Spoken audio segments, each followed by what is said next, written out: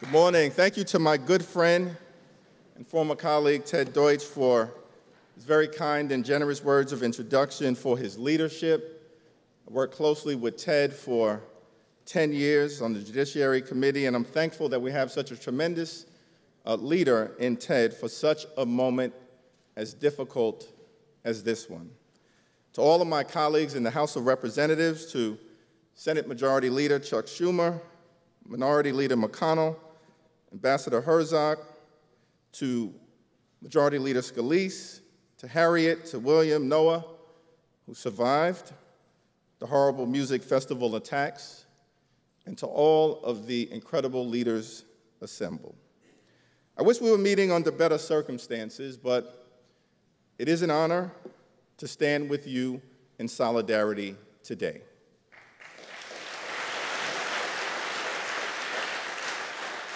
Ten days ago, we watched in horror and heartbreak as Hamas launched an unprovoked, calculated, and barbaric attack against the state of Israel and the Jewish people.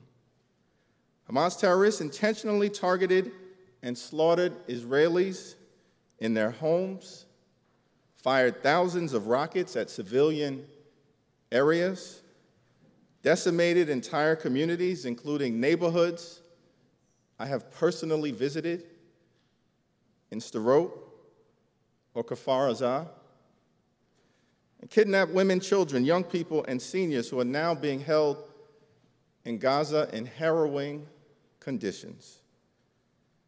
Let me reiterate without hesitation that Hamas must be decisively defeated for the good of Israel, for the good of the Palestinian people, for the good of the region, and for the good of this world.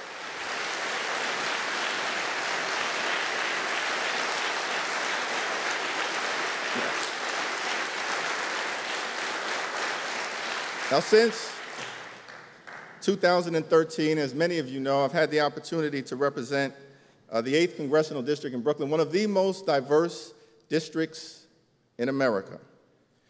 As some of you know, as Ted knows, historically, it's the 9th most African-American district in the country and the 16th most Jewish. My good friend Leon Goldenberg says to me often, Hakeem, you got the best of both worlds. The best of both worlds.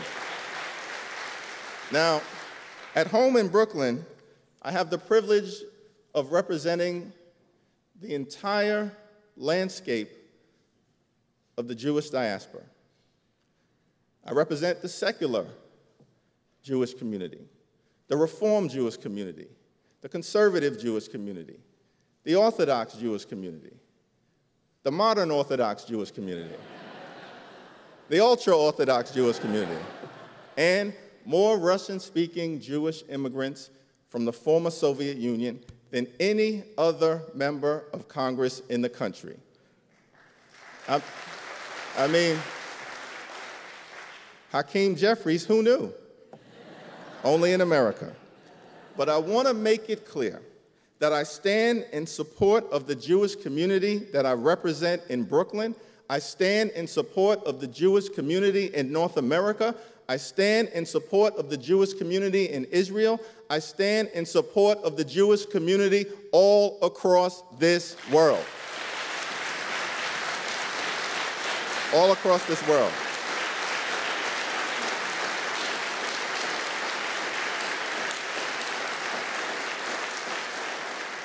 Now, this week's Torah portion is Noach. In it, God says to Noah that the earth was filled with lawlessness. Noach was the only righteous man in the world consumed by violence, corruption, and evil. This land filled with evil was described in Hebrew as Haaretz Hamas. Hamas. God and Noah had to step in to rid the land of evil that engulfed it and save the good that was left. Consequences would come to wrongdoers. This Torah portion ends with a flood that eradicates this evil and an ark that saves Noah from it. These verses remind us of the role that Israel must now play in eradicating evil.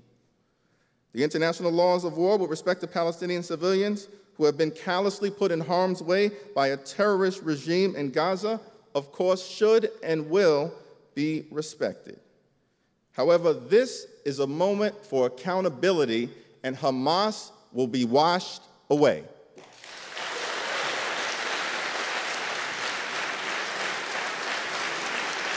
Hamas will be washed away. Israel has the unequivocal right to defend itself against Hamas and all of her enemies. Indeed, Israel has the sovereign responsibility to respond to the terror, respond to the brutality, and respond to the atrocities committed against its people. Hamas attacked Israel because Hamas wants to wipe Israel off the face of the earth. So let me be clear.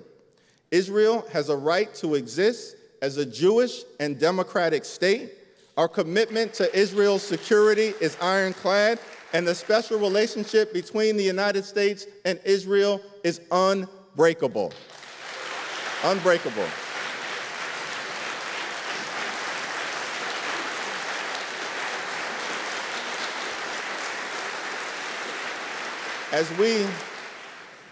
As we move forward during this challenging moment,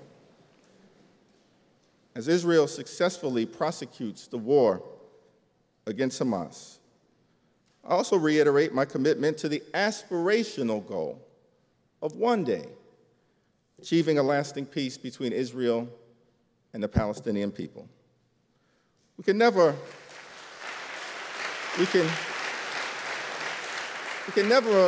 abandon that aspiration, as it can serve as a lamppost, even in the midst of the tyranny of uncertainty. But peace will not be possible until Hamas is decisively defeated and permanently eliminated from the landscape. Over the last few days, I've spoken with many friends and community leaders in the Jewish community at home and throughout America. I know that the pain is real, and there is an understandable, visceral feeling of intense vulnerability. But I want the Jewish community to know that you are not alone. You have friends in the African American community all throughout the country, too numerous to mention, who are standing with you. The African American mayor of New York City, the largest city in America, stands with you. The only African American governor in the nation from the neighboring state of Maryland stands with you. The African American Secretary of State, who recently visited Israel in a show of solidarity, stands with you. And the highest ranking African American ever to serve in the United States Congress in the history of this great country stands with you and Israel today. You have friends in the African American community, and we will stand with you and stand with Israel and crush anti-Semitism, bury it to the ground.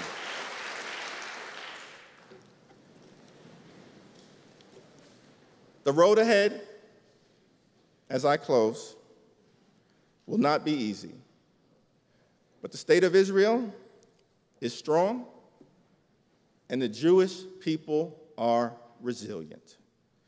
The Jewish people have been resilient for thousands of years of pain, persecution, pogroms, and the Holocaust, a uniquely horrific crime against humanity. The Jewish people were resilient during the War of Independence in 1948. The Jewish people were resilient during the Suez conflict in 1956. The Jewish people were resilient during the Six-Day War in 1967. The The Jewish people were resilient during the Yom Kippur War in 1973. The Jewish people were resilient during the First Intifada. The Jewish people were resilient during the Second Intifada. The Jewish people have been resilient during multiple rounds of conflict with Hamas since 2006, and the resilience of the Jewish people will ensure that Israel will stand today, Israel will stand tomorrow, Israel will stand always and forever. God bless you. God bless Israel. God bless the United States of America.